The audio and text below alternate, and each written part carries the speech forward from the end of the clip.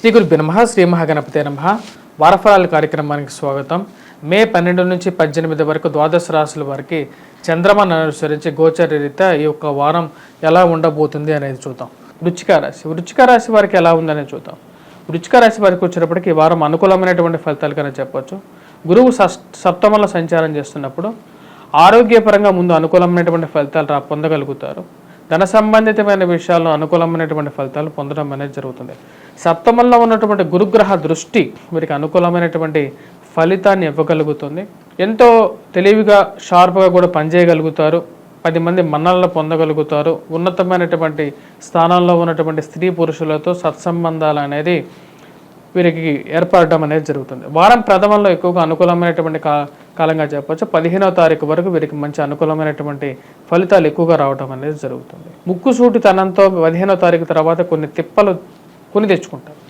మీ కోపాన్ని మీరు కంట్రోల్ చేసుకోగలగాలి.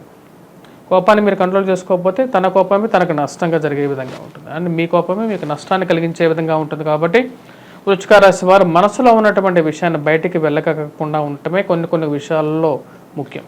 అదేవిధంగా ఈ రాశి వారికి చతుర్థంలో ఉన్నటువంటి శని, అర్ధాష్టమ శని ప్రభావరీత్యా ఈ రాశి వారు వచ్చేటప్పటికి సెల్ఫ్ డ్రైవింగ్లో కొద్ది జాగ్రత్తలు అనేది ముఖ్యంగా తీసుకోవాలి. గృహవాహన కొనుగోలు సంబంధితమైన విషయాల్లో తగు జాగ్రత్తలు 1-2 సార్లు మీరు పెట్టే ఇన్వెస్ట్మెంట్స్ మీ యొక్క స్థితిగతి అనేది చూసుకోవాలి. మీ యొక్క సెల్ఫ్ రిటైర్మెంట్ గురించి ఎక్కువగా ఆలోచనలు అనేది ఎక్కువగా ఏర్పడుతూ ఉంటాయి. ఎప్పుడు ఎలా రిటైర్ అవుతాను, ఎలా సెటిల్ అవుతాను, జీవితంలో నాకు సొంత గృహం అనేది ఉంటుందా లేదా అనే ఒక ఆలోచన అనేది కలిగే విధంగా ఉంటుంది. దానికి ముఖ్య కారణం వచ్చేటప్పటికి అర్ధాష్టమ శని ప్రభావం అనేది ఎక్కువగా ఉంటుంది. శని అర్ధాష్టమంలో జరుగుతున్నప్పుడు దాని యొక్క ప్రభావం అనేది ఆరోగ్యరీత్యా కూడా ఉంటుంది అన్నమాట. మోకాళ్ళ నొప్పులు, కాళ్ళకి కీళ్ళకి మోకాళ్ళకి నొప్పులు, జుట్టు రాలిపోవటం అనేది కూడా ఒక ప్రభావంగా చూపించే విధంగా ఉంటుంది. ఈ యొక్క అర్ధాష్టమ శని ప్రభావం ఉన్నప్పటికీ గురువు వచ్చేటప్పటికి సప్తమంలో ఉన్నప్పుడు ఆ యొక్క అనుకూలత అనేది ఉంటుంది. పిల్లల యొక్క ఎదుగుదల, సంతాన సంబంధితమైన విషయాలకి సామాన్యమైనటువంటి ఫలితాలుగానే చెప్పవచ్చు.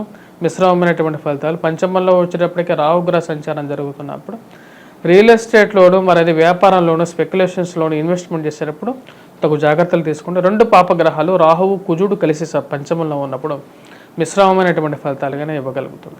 మరో అదేవిధంగా కేతువు లాభస్థానంలో ఉన్నాడు. ఈ రాశి వారికి వచ్చేటప్పటికి ఫ్రెండ్స్ అండ్ రిలేటివ్స్తో గలపగలుగుతారు. వారాంతాల్లో వారం ప్రథమంలోనే ఎక్కువగా అనుకూలమైనటువంటి ఫలితాలు పొందడం అనేది జరుగుతుంది. మరియు ప్రమోషన్స్, ఇంక్రిమెంట్స్ గురించి మీరు చేసేటువంటి ప్రయత్నాల్లో ఒక అడుగు ముందుకు పడుతుంది. ఉద్యోగుల స్థిరత్వం కోసం మీరు చేసేటువంటి ప్రయత్నాల్లో ఒక సానుకూలమైనటువంటి ఫలితాలు, రాజకీయ పరంగా కూడా ఒక మెట్టు ఎదగడం అనేది జరుగుతుంది. విద్యార్థులు విద్యా సంబంధితమైన విషయాల్లో అనుకూలమైనటువంటి ఫలితాలు పొందడం అనేది జరుగుతుంది. ఈ రాశిలో ఉన్నటువంటి వారు ముఖ్యంగా చేసుకోవాల్సినటువంటి పరిహారాల్లో వెంకటేశ్వర స్వామి ఆరాధన అనేది చాలా ముఖ్యం. దత్తాత్రేయ స్వామి ఆరాధన చేసుకోవాలి కంపల్సరిగా. గురుగ్రహ మంత్రజపం పఠించడం అనునిత్యం. వాటితో పాటు వీరు చేసుకోవాల్సినటువంటిది ముఖ్యంగా దుర్గాదేవిని ఎక్కువగా అనుష్ఠానం చేసుకున్నట్లయితే అనుకూలమైనటువంటి ఫలితాలు ఎక్కువగా పొందడం అనేది జరుగుతుంది.